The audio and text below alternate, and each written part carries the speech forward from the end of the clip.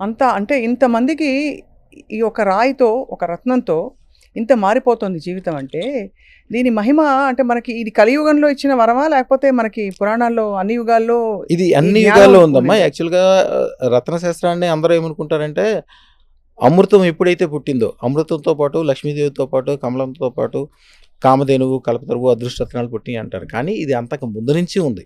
ఎందుకని అప్పటి నుంచి ఉందని అనుకుంటారంటే, కౌస్తుభమణి పాల సముద్రంలోంచి పుట్టి విష్ణుమూర్తి తీసుకోవటం వలన అదే అని అనుకుంటారు.